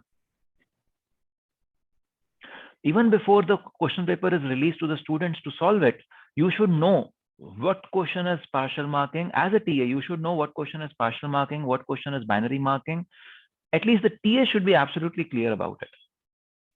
And when you are reviewing this with the instructor, let me assure you, if there is a discrepancy that one question is completely binary, another question is partial, unless there is a very good reason to maintain it like that, the instructor would typically want to keep it simple and consistent across the entire paper. Yes, sir. And shouldn't this be revealed beforehand at the time of setting the question paper? I mean, shouldn't the Reveal to students whom, know? Argya? I mean, students who are answering the question paper. तो अगर Shouldn't उनको it be? मैंने rubric declare कर दिया तो उनको तो सारे आंसर्स पता लग गए. नहीं सर, रूब्रिक से आंसर कैसे पता लग सकते हैं? Rubric मतलब means sir, answers. Rubric means that if you use this word, you will get 1 point. If you use the other word, you will get another no, point. sir. Actually, I'm not talking about that. I'm rubric by rubric. I'm actually what I mean to say is the decomposition of marks present in the question, right? That suppose you're giving a 5-mark question, then you do this much, you will be getting 2, and for this one you'll be getting 2, and for this one, you'll be getting 1. So So that is the process of setting the question paper up. So yes, let me yes. assure you, Argya, if all of you insist to your instructors that when you set the question paper up, you want to see the rubric right then, it will be easy. And as a golden rule, for example, for my courses, whenever there is a very long question, we usually always give that, okay, this part is 1 mark, this part is 2 marks, and this is clearly done. So that is the way you define a question paper. So if some of the TAs have not done that, I would say that let us all follow the best practices. Define the rubric before the question paper is even handed out to the students for solving. Attempt the question paper yourself. See if you can really do it within the stipulated time. And if you can do it within just the stipulated time, then remove one question, redistribute the marks. Because if you are able to just finish the question paper, having done the course earlier or being an expert in the domain, the students are learning the subject for the first time. You cannot give something which they will not be able to complete in the stipulated 1 hour or 1.5 hour or 2 hour of the exam duration. Okay, so having the rubric in place when you propose the questions is the best practice, is the right way to do, and that is what you should do. Even if your instructor has not asked for it, you should give the rubric along with the questions. Okay? And rubric means exact detailing of if this concept is mentioned, I will give 1 mark. If this concept is not mentioned, I will only give half a mark. It has to be that clear. Okay? And when you release the scores or when you give the answers back to the students, you should also release the rubric simultaneously. You will see there will be almost no comebacks from the students. They have the rubric with them. They will not bother you. Otherwise, those of you who have been TAs and have handed out answer scripts without rubrics, you know how many ping pongs happen, how many students come, sir, aadha number badha do, should I not be deserving this much? Oh, that student got an extra mark in this particular question. Huh? Have you seen that happen with you? So yes, sir. Define as clear a rubric as is possible. While on the slide I'm writing, provide the class with at least a rough indication of how the responses were assigned. In my courses, I actually insist to my TAs to write very detailed rubrics. Very detailed rubrics. Even if it's a Google form-based kind of a quiz, we usually have the correct answer. If it needs to be described, we have the correct answer with the proper explanation given there. Okay. So a student comes to you and says that, I have not given me full marks in this, I should be getting, and there is some other friend, who has been given full marks for similar answer. Now that information in fact may be false. He's just throwing it in the air. What would you do? Over here, the TA actually gave him more points. So what would you do? Sir, I will ask him to name his friend's name, and I'll even cut his marks. Finish. So Vaishnav, you've done it wrong. You have to prevent the situation from happening in the first place. Give a detailed rubric. Abhi to wahi discuss kar rahe the hum. Yes, sir. Yes, sir. Give a detailed rubric and just follow the rubric. You should not depend, or you should not base your decision on what a person is saying. You have a clear rubric, and that is how you grade it. That's it. That closes the topic for everyone. Is it not?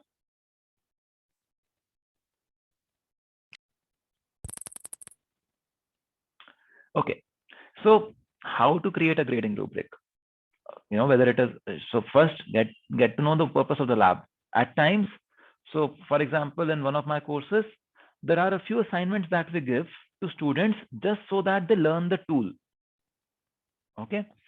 In that kind of an assignment, a rubric would be very different from another assignment where we give the assignment so that we test their knowledge and understanding of the subject. So the first thing is to understand what was the purpose of this lab or homework or whatever it is. Then decide what kind of rubric you will use. Do you want a holistic rubric which considers all the various options, or do you want an analytic rubric where you say, okay, this is the concept, and if the person shows the concept, displays the understanding of the concept, we will give them the marks. So there could be two types. I exactly want this word to be used. There have been times when I have insisted on the TAs that unless this word is used, you cannot give 100% marks. So define this criteria. And a rating scale. Okay, a person gives these 3 points, give him 2 marks. If he gives only 2 points, give him 1 mark only. Because having the knowledge of the third point could be very important. Or give him 1.5 marks, because do bhi aate hain to sufficient hai. Get this understanding. And write descriptions for each level of the rating scale. When does one get 1 mark? When does one get 1.5 marks? When does one get complete 2 marks? So typically, for the rubrics in my courses, students give the model answer, and in the brackets, wherever they say adha mark add ho gaya, they say plus 0.5, plus 0.5. If you added this also, plus 0.5, and so on. So it makes it easy for the students to understand. That would be the ideal rubric. Okay, any questions?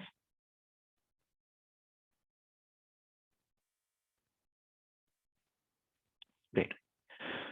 Now about the tutorials. What happens? You prepared so much and no one turned up in the class.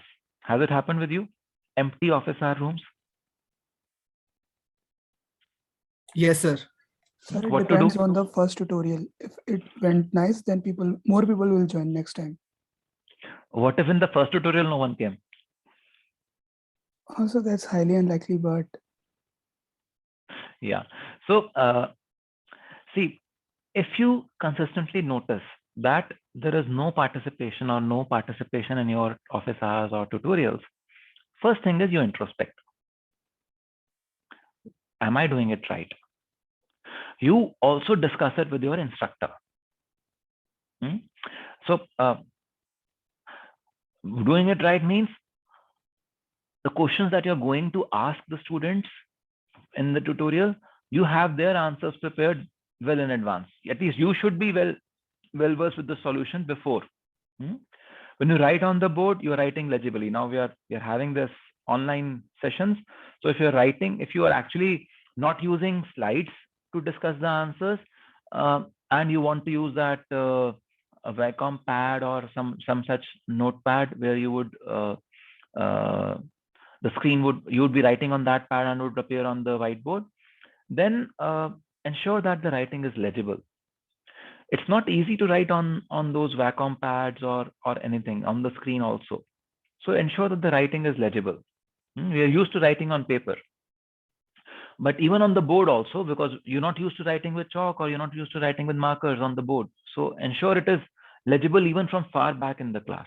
Okay.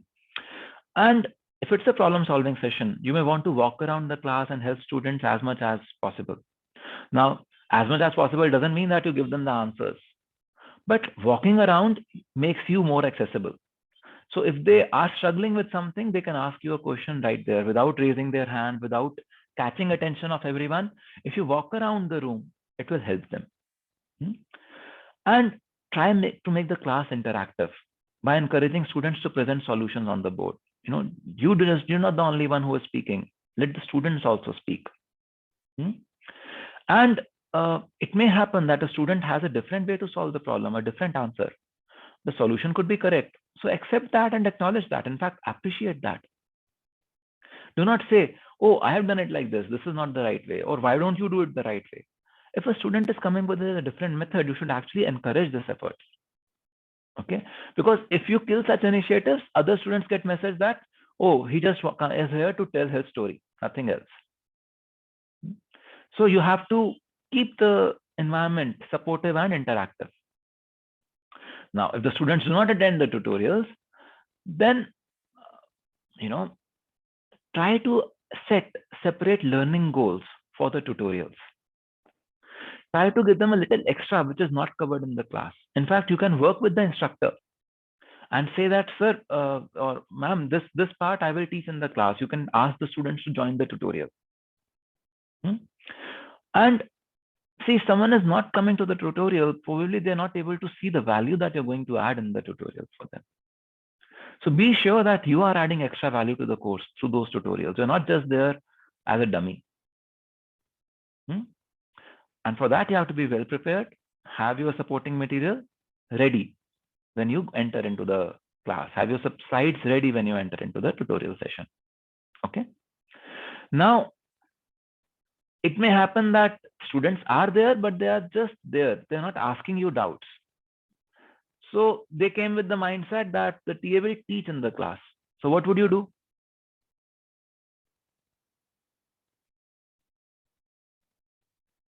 Students have come with the mindset that आप अब उनको कुछ बताओगे instead of asking questions. What do you do?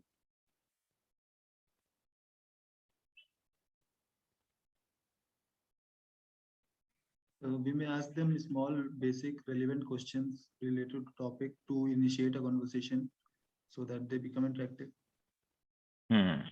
So first, you encourage them to come prepared and revise something that was covered in the lectures a bit. As you do that, it is in a way prompting them to ask questions, because if there is some topic that they had not understood from the lecture, it will prompt them to ask questions. See, simply say ask questions se nahi hoga. Revising what was covered in the lectures a bit actually plays a very, very pivotal role. Also, you can just, if there are no questions, if there are no questions, everything is so clear, why not solve a few problems? Give them some easy problems to solve. They're able to solve those easy problems, then they give them slightly difficult. Go to a level when they start to get that interest and they are motivated to ask questions to you. They will automatically come prepared for the next tutorial. If students are not coming to the board or are shying away from participating, it is very important that you acknowledge that they spoke up, that they came and they gave an answer. It is a kind of a reward to the student, thanking them. Thank you for this question. This is a very good question. If someone asks a question, you could say that, okay, I will add some points into your class participation score. So check with the instructor or work with the instructor. Can we have some class participation points? And not just you, all the TAs will then be able to give those points based on how students are participating in the session. And as I mentioned, if someone is giving an alternative method, encourage that. That will actually encourage more students to propose something new, ask and come up with ideas. And very importantly, you ask someone to come to the board and solve a question. Suppose they did it wrong. You never put them down. You put down one student just for fun. And I assure you, no one ever will come into the front of the class to answer the questions. You will have to build trust all over again from scratch. They will not come, simply not come. How many of you have done this session on knowing yourself and knowing others with me? BTech students, have some of you done that session with me? We talk about relationship bank account in that. Have you heard about this term, emotional bank account or relationship bank account? Anyone? You can put a +1 in the chat window. Okay, so there is this there's a session that we conduct. It's also available on YouTube on relationship bank account. It's a 1.5 hour session. We go into much detail. So it was also done as a part of a training for AICTE faculty. So you can check that on my YouTube channel. And there we talk about how if we break trust of someone, even once, we need to do at least 5 to 10 extra actions to recover that trust. It is so important to do that extra. So that is how the relationship bank account or emotional bank account functions. So I would suggest that if you are interested, just go on my YouTube channel and check that video on relationship bank account. It could be interesting. But yes, coming back to the point over here, never put students down. Never look down upon them. You will lose their trust, and you will have to do. It will be an uphill task to get that trust back. In terms of how to make the tutorials interactive, make them more problem-solving driven. Ask some questions. Ask opinions. Do not side with any opinion, or you may want to finally conclude with something. But when the students are sharing, do not either encourage or discourage. Ask them to form teams and come up with some quiz questions. Form groups for think, pair, and share. Ki aap socho, then pair up with another friend and share the idea that you came up with. Now, conducting such a session is not easy. It does require a lot of effort on the part of a TA. Okay, but it is worth it. You will realize that the students enjoy it. You are students in many courses. If a tutorial session is interactive, or if a class is interactive, do you enjoy being a part of that session, or do you not want to be there? What is your experience of it?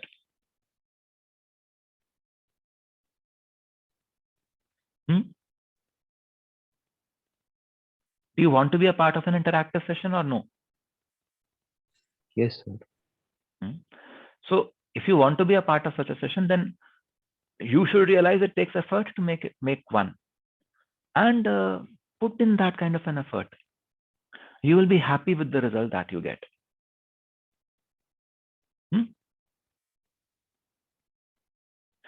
So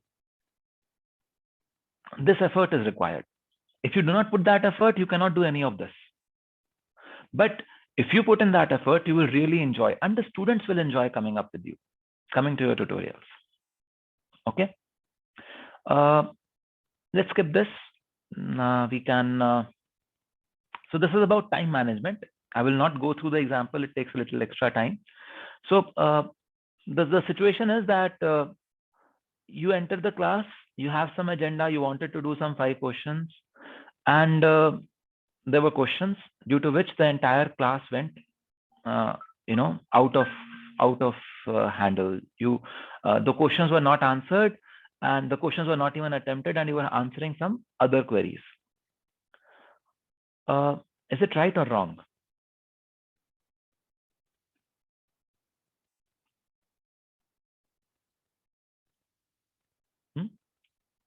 You were supposed to take up 5 problems in this particular tutorial, but you could not take up even one of them because there were other doubts and other questions. Is this okay or not okay? Sir, okay. It's okay? Yes, sir. Sir, Yes, I don't think it's okay. Yeah. Why is it not okay? So we should cover the material that we want to cover first, and then we can take the doubts later. What, sir, if suppose that there is some doubt that is like that is more important than that our problem, like if there is suppose some doubt that is that used in that topic, or that is from like last lecture or from that, so I think that is also important. Sir, I think students should. Sir, I think students should note his doubt and ask at the end of the lecture, because he has to be more patient.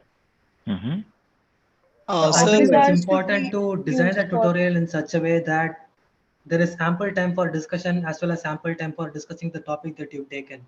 So whether the doubt be relevant to what you're talking right now, you can take it immediately. If it's something about what you're going to talk in other few minutes, you tell them to hold on to that question and then come back to it when you're actually discussing that particular topic. Sir, Okay. I would like to say, sir, something. Mhm. Sir, I would do if I would have left only 15 minutes and I have 5 questions, then I would give them question, and I will say them that you should at least go through briefly, and in the next tutorial we will discuss them in a brief manner so that we will not lag behind the syllabus or anything. Okay. See, now the answer could be different if you are the course instructor, and answer is different when you are talking about conducting a tutorial. Realize that there could be a quiz coming up next week, and the content of this tutorial was important to be covered. All the other TAs have covered all the 5 questions in their tutorial hours. Just the students that attend your tutorial hours are not able to experience those 5 questions. It's a very tricky situation. It is not really desirable. Okay, so you can set aside a time in the beginning of the class. You can say, okay, we have 5 minutes. If there are some questions about the lectures, we can start with those questions.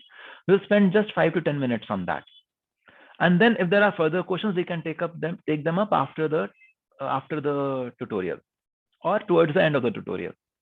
So if there is something which is very basic and it's important to even attempt the problems, you have an opportunity to resolve such doubts.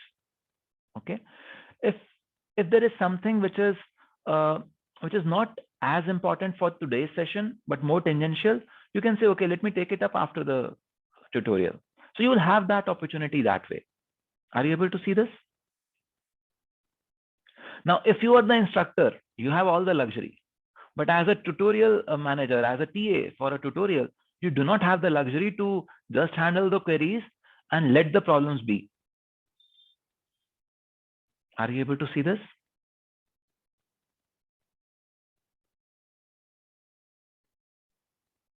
Hello? Yes, sir. So you have to manage your time properly. You can handle some basic queries in the beginning of the tutorial and then postpone the remaining to the end. Be sure that there is not something which is very basic which is left out. So open the house for some questions in the beginning. Handle some queries. I noticed there was also a question in the chat window as to how to gracefully handle a situation where a question is asked to you, but you do not know the answer. So the graceful way is to simply say that I do not know the answer, but let us think together. And then when you think together, when you just try to work the solution in the class, seek suggestions from them. I'm assuming this is not a mathematics problem, because mathematics mein to sab kuch, things are still evident, self-evident. Or if it's something about a concept or something that you can build out of concepts, you can think together. Or you can simply say, I kind of know where to look for the answer, but I do not remember the answer. Is it okay if I come back to you after the class? I will come back to you tomorrow with the answer. So you can say that also, but never mislead the students. Okay, never mislead the students. Open the house for questions. There are questions that you can't answer. You simply say, either first attempt. If it's something that you can attempt, you're confident to attempt in the class, attempt it with them. Say, oh, I do not have a ready answer, but let's try to work it out together.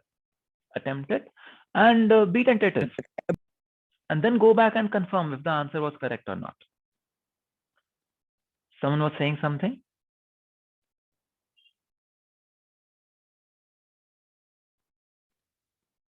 Okay.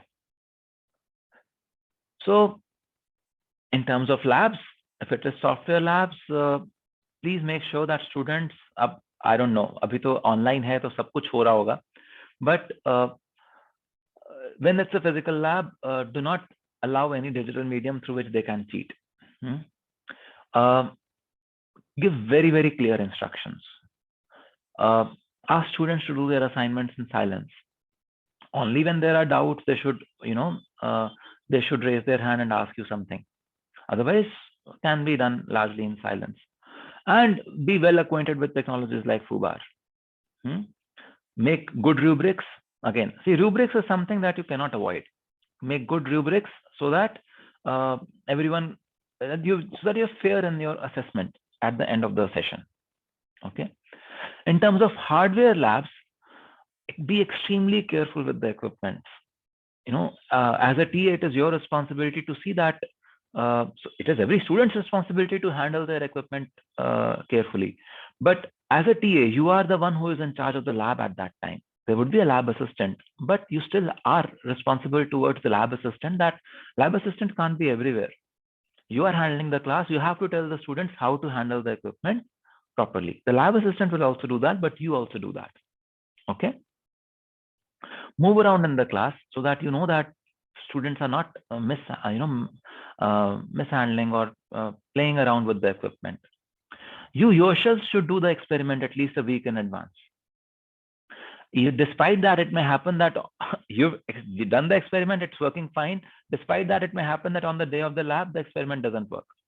But if you do not do it a week in advance, even if there is something which you could have corrected, you will not be able to correct. There could be some instrument which has gone wrong. And because there is a week's time, the lab assistant can get it corrected, get it repaired. But if you do not do that, then in the class, you can be actually very surprised about what happens. Okay. Manage your time well so that you can also check the results of students then and there. See, students cannot, in hardware labs, students cannot come back to you and send an assignment to you offline. The lab will be dismantled. After the lab, the equipment and everything has to be returned. So the progress has to be checked there and then, graded there and then. Okay.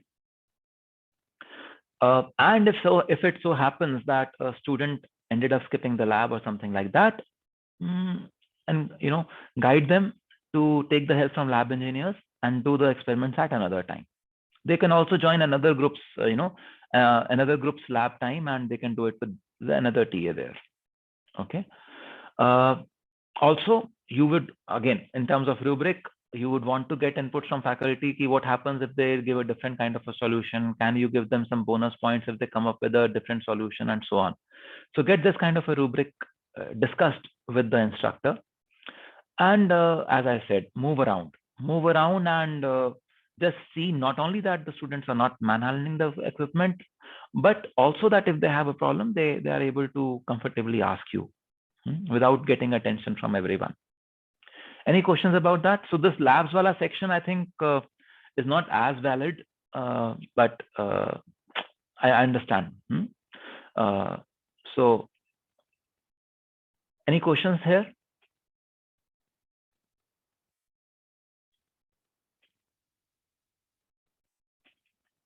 Okay, so I see there are a few questions in the chat window about the quiz. So we are just about to close the session. We are at the final module, and then we will enter into the quiz part. Don't worry. Okay, this is about plagiarism. So what is plagiarism? I think you've had multiple descriptions of what plagiarism is and what should be considered as plagiarism. So I'm not going into much detail here, but what is very important is that, see, in my courses, I always encourage students to discuss. Okay, but despite those discussions, I do not expect that they would use exactly the same answers verbatim. They would have different language, different way of presenting, and I expect that actually. So while you discuss, the homeworks have to be done individually. And if you see that someone or a set of students have exactly the same answers, it is construed as copying or plag, and you have to highlight the case. Whenever you observe a plag case, you highlight it to the instructor immediately. Okay, it is important that you highlight it. You yourself may not take action on that.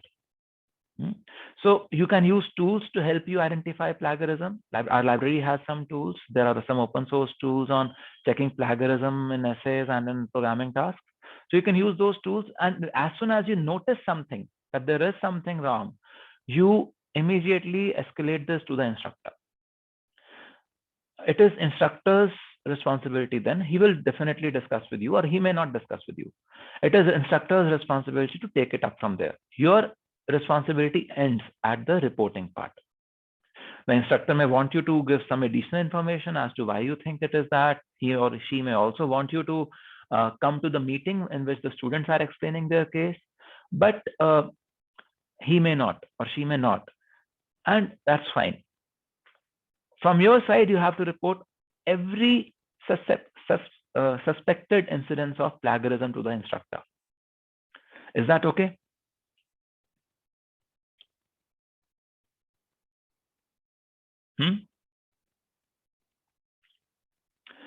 So in general, you have to use formal sources of communication. If they say we don't use email, let them say that. You say the class instructions will be put on Google Classroom. And I think Google Classroom is a very, very neat resource to announce stuff to the class. As students, have you faced any challenge with Google Classroom in terms of announcements? It's fine, sir. So please announce stuff on Google Classrooms. Do not respond to individual email queries. Google Classroom is a very good platform, and utilize that to the best of your capability. You should have weekly meetings with your instructor so that you do not only ask them about the next quiz or anything about that, but also inform them about any challenges that you see the students are facing. See, if you notice that the students are asking this kind of questions pretty often, you can ask the instructor to cover that topic in the class once again. It's important, because otherwise you will end up doing his job. We don't want that. If a topic needs to be covered in the class again, if there is some generic doubts, some common doubt that is coming over and over again, ask the instructor to clarify it in the class itself. Sir, I have one doubt. Can I please ask? Yes, please. Yeah. So suppose that like it's a computer science topic, okay? So suppose that we are installing something onto the computer, like package or something, and is not being installed and throwing some bug again and again. And as TA, we are not able to debug it. Okay, sir. So in that, like the student, we have tried our best. We've tried to find out so many resources and all. So in that case, sir, how should we tackle that? Because as if I would have been the student, then I would also expect from the TA that they should help us. And being the student, they will definitely not try to contact the instructor. Yeah. So check with the instructor. They may know the answer. Check with other TAs. They may know the answer because they might have faced and they might have seen a workaround. And if it doesn't work, then you actually have to give a workaround to the student. So take the help from instructor yourself, take the help from other peer TAs yourself, and let us give them a workaround. Or we enable it in such a way that, okay, आपके laptop पे नहीं हो रहा है, तो use someone else's laptop. There could be a mismatch between your configuration and someone else's configuration. Definitely, sir. Because ऐसा तो नहीं हो सकता कि क्लास में किसी के भी लैपटॉप पे नहीं हुआ. One or two students it's not working, that means their configuration is the problematic one. So sir, in that, like suppose that there is a student who is not that much geek about the computer, okay, and do not know much about the hardware and the software issues. They just know how to like I am from that background only. Like I want to know program and run big programs I can run, but I do not have much understanding of the hardwares.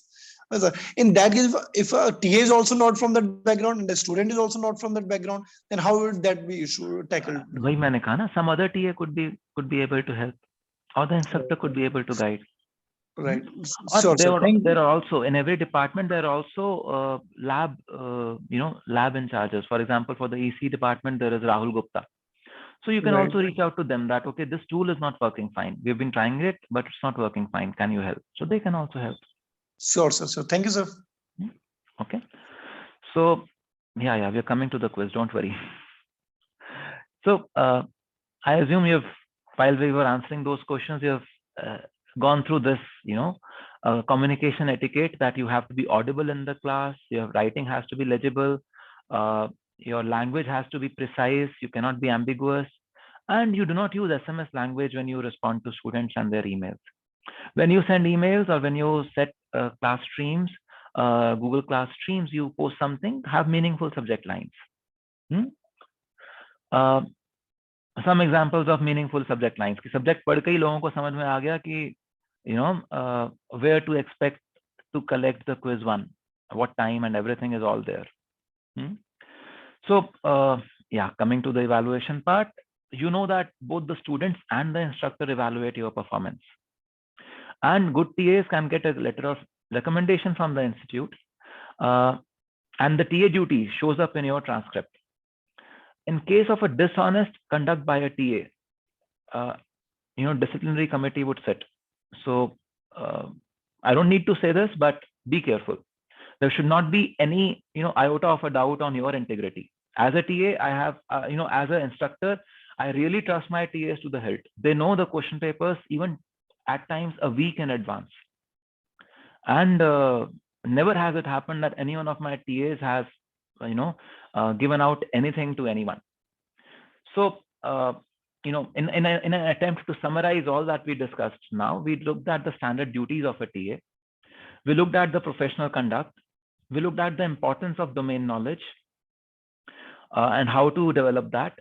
We looked at the roles of the TAs in tutorials and labs, how to handle plaque cases, and then the importance of communication. So we already took a lot of questions in the session. There could be more questions, we can take them up, but let me share the link to one Google form for now. Just give me a minute. What are these plus ones for? Okay, taking the quiz. Okay, we come to the quiz.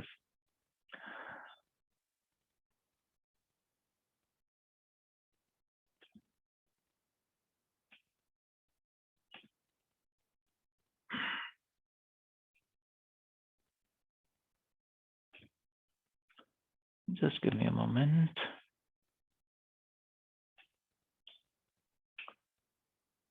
So before we take the quiz, there is a form that you have to fill, a feedback form.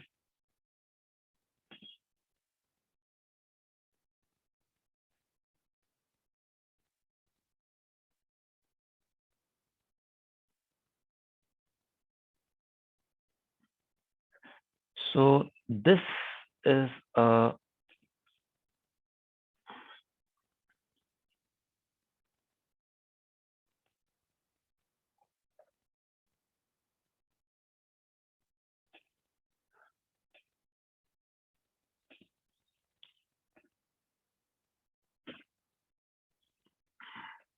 okay, I'm posting a link on the chat window. This is a link to the feedback form. This feedback is not anonymous. You will be expected to put your email ID here, and we will send you the quiz link on that email ID. Okay, so you have to fill this feedback form. The quiz link will be sent to you after you submit the response. You can submit the quiz, the review quiz, by 12 noon tomorrow. Okay, so is there any questions?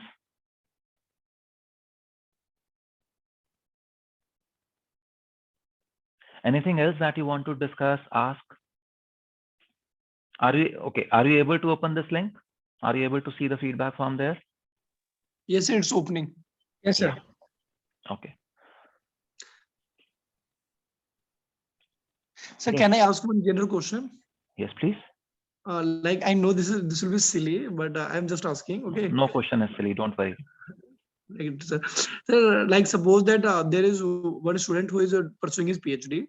Okay, and due to some issue, his stipend is going to be cut for the next 3 to 4 months. Okay, sir. So, is there any possibility or any possibility by which a student can do multiple TAs and get enumeration for that? दोबारा से बोलो. So it means that like suppose that like जो sturdy policy है कि अगर आपके marks कम आ गए तो they will start cutting the stipend for few time. Okay. In that condition, is there any possibility कि student multiple TA like एक के साथ उसकी coursework suppose that खत्म हो चुके हैं? Okay, sir. So can it do like two TAs TA-ship of different subjects to manage his stipend? I don't know. I don't think that is allowed. In fact, if you are on an academic warning, you are not allowed to be a TA in that particular semester. So those of you who wish to leave, you can leave now.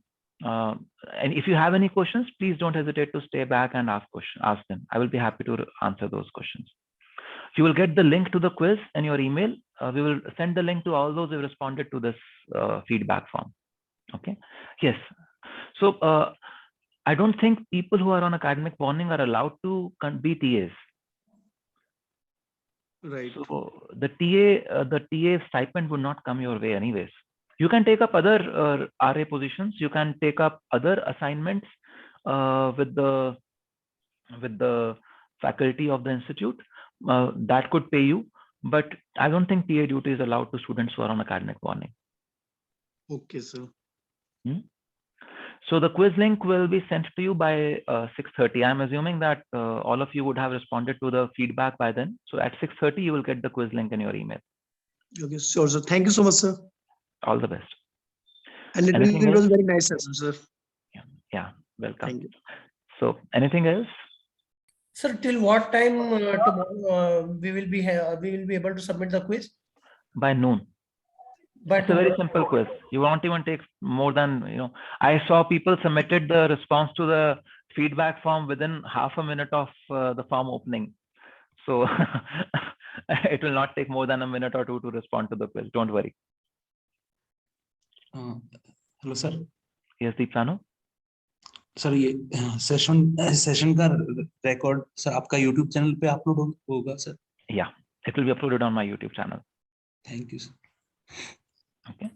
Sir, it was mentioned on one of your slides that TAs will be getting a recommendation letter. So is that like on requirement, like we can contact the institute, or is it that they will provide us if they find us that we did a TA? Only if you need, you need, the academic section will give some such letter. Okay. Okay. Yeah, thank you. Yeah. Good evening, sir. Yes. Sir, I just had a small concern to raise regarding the stipend of the TA-ship. So earlier, sir, BTech students were given 24,000 for a semester. That means 8,000, 6,000 a month. Yeah. Okay. Yes, sir. So, and sir, now the TA-ship has been reduced to 10,000 for the whole semester. Okay. So I just wanted to ask you about that. Like, our duties haven't been reduced; it's the same. And I guess it's more difficult for us in the offline mode, the writing part, explaining, conducting tutorials. So why the stipend part? I don't know what caused this change. There must be some reason behind it. I can't comment on that, Ananya. I'm so sorry, but thanks for bringing it to my notice. I can check with the academic section and understand, but I do not have an answer. I'm sorry. It's okay, sir. Yeah.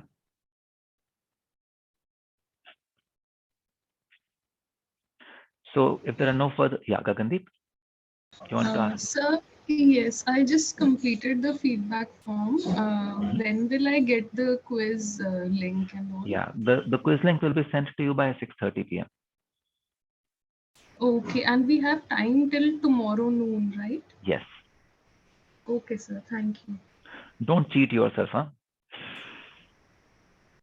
Yeah. Sure. Of course. You are the TAs yourself, huh?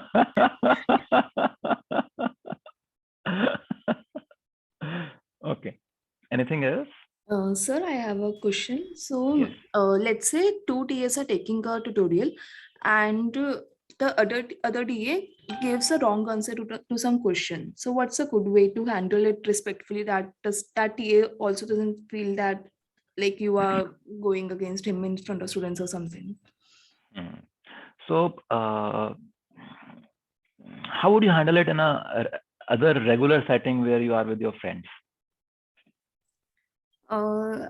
Like we can easily say that the answer should be this and not this, sort of. Yes, or you can simply ask, why do you think answer is this? Okay. And when you ask that, the person may himself or herself see that, oh, I have given a wrong answer. Or you can say, I think. So be tentative. You could also be wrong. Do you realize this? Yeah. Yes. As of now, we only know your answer is different from theirs. Yeah. Either of you could be wrong. Yeah. Seek a clarification. Okay. You may stand corrected actually. Hmm. Or the other person will realize the mistake and they will themselves correct themselves. Yeah, right. Okay. So it's not about whether it is a TA or any time, this would happen with so many times and with your colleagues also. You are saying something, your colleague is saying something else. How to handle that? There is so many times you have difference of opinion, Shubhi? Yes, sir. So that is where, this TA assignment is actually such a huge learning experience. So many situations you will experience in real life as you enter into the jobs. You will see them here. So many, so much learning can happen. Yeah. Yes, sir. Thank you. Yeah.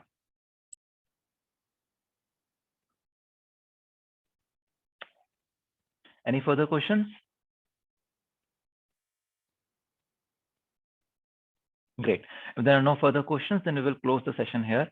Again, a big thank you for joining. Sorry for starting a little late. And I think we still close the session at almost 6. So that's okay. I've been handling some questions after that. But again, thank you for joining and all the best for your assignments, for your TA assignment. And I hope that you are able to influence and inspire the students in your class in a very meaningful way. Being a TA is a very big responsibility. You are a role model for the students. So live like one. Okay. All the best. Bye. Have a good day. Hello, Thank you, sir. Yeah. Yes. Sir, you have shared the link for the feedback form that I filled. Have you shared some review quiz form also link? No. Sir, Not yet. I'm sorry, You will I get that left in the your email, session by Akanksha. then. I'm sorry. Okay. Yeah, we discussed. You will get that in your email. Okay. All the best. Yeah, sir. Thank you.